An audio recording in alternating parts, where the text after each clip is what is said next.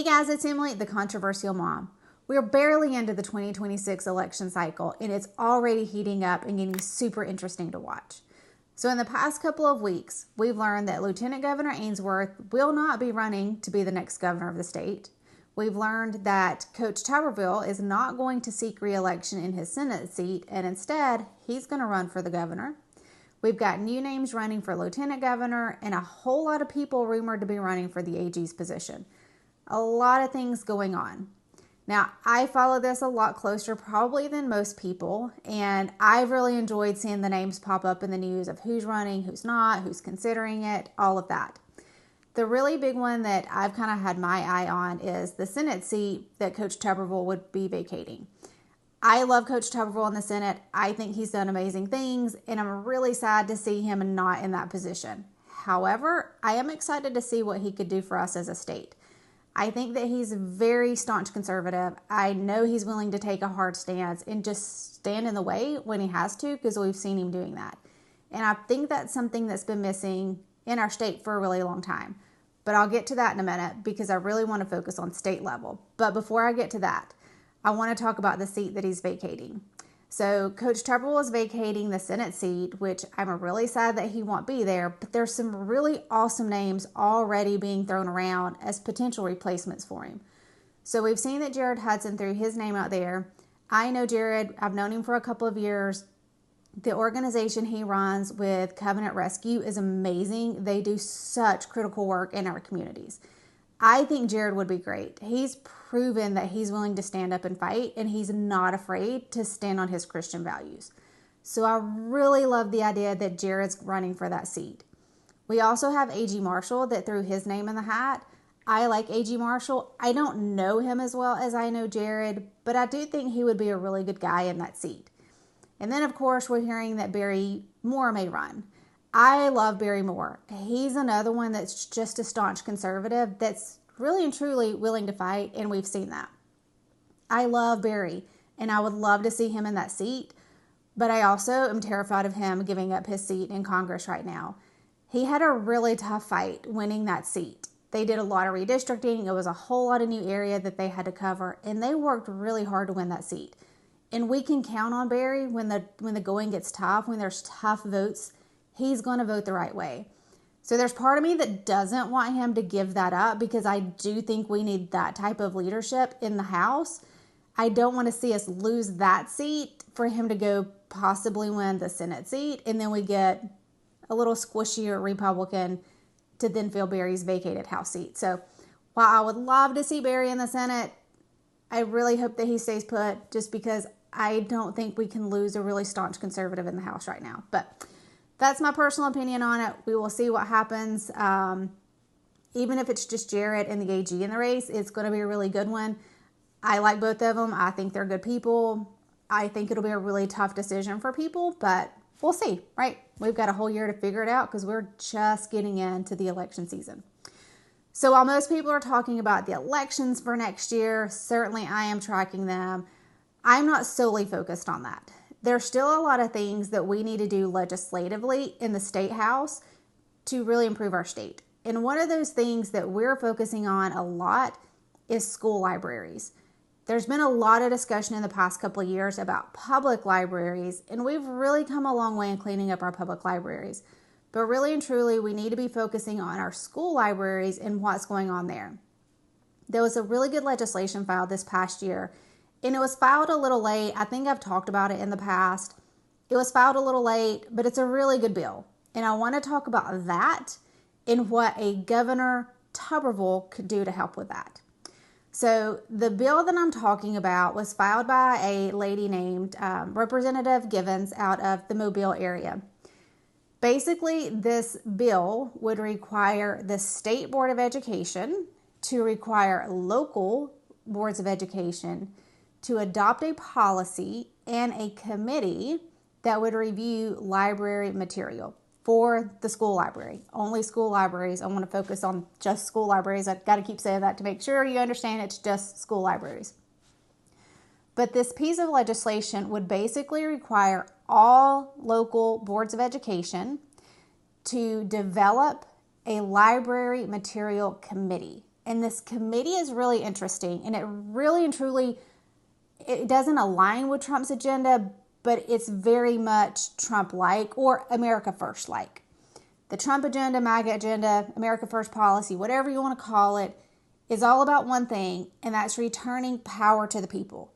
It's removing power from these institutions and these organizations like the NEA and the AEA and all of that, and it's putting control and power back in the local communities with the people.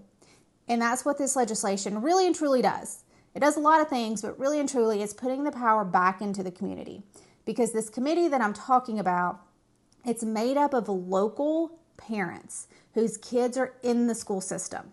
So you can't have some random policy created by an organization outside the state that's then dictating how a local school assesses and puts books in a library.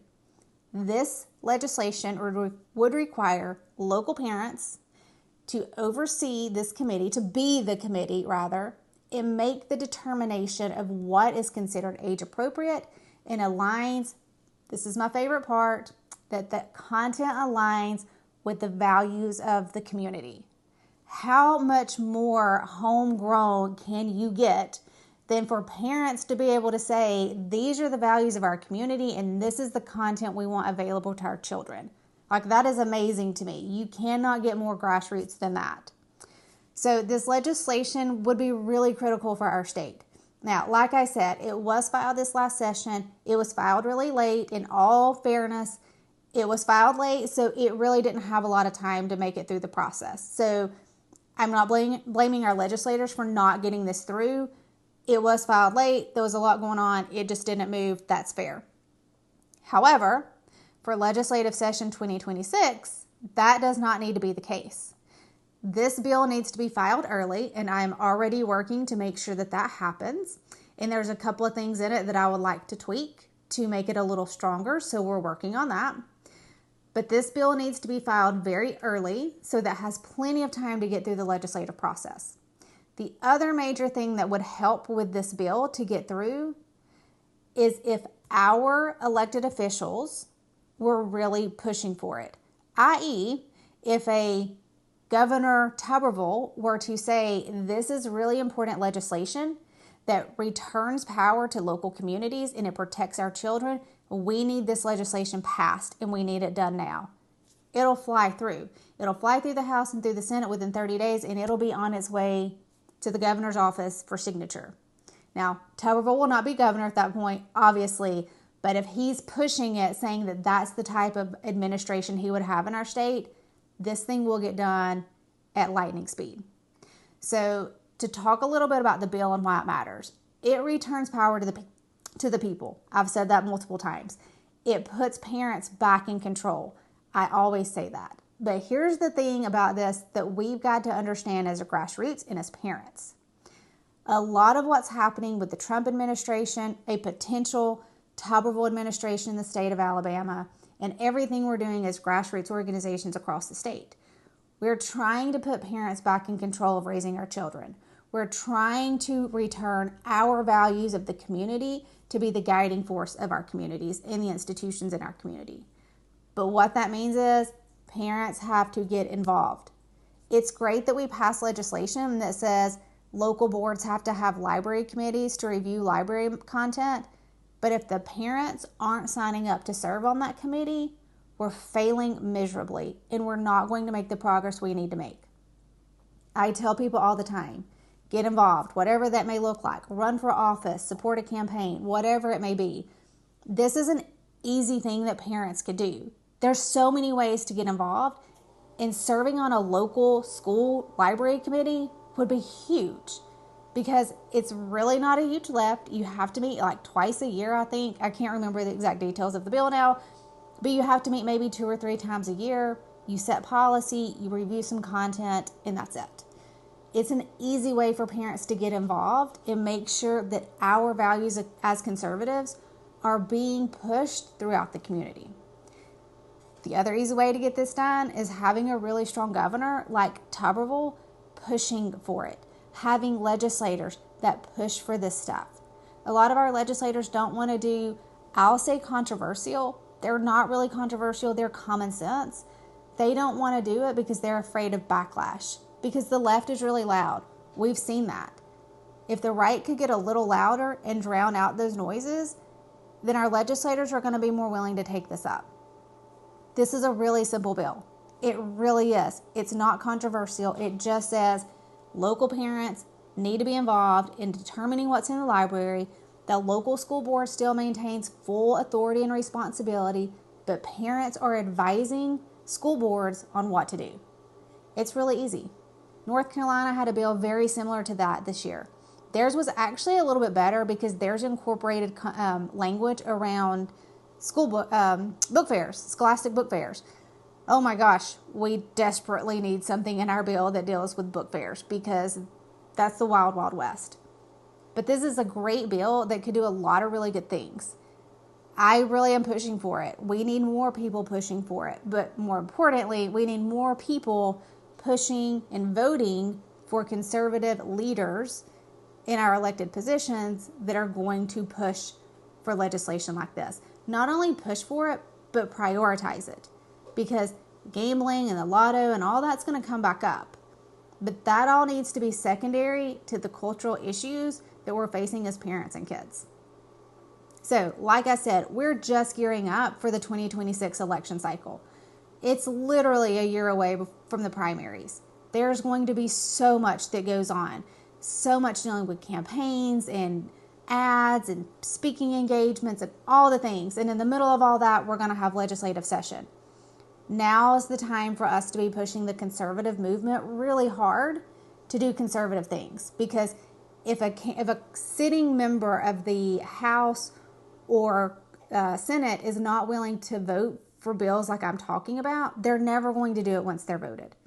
So 2026 is really important because not only are we voting on our state officials, we have the ability to really push conservative cultural bills and get them done once and for all.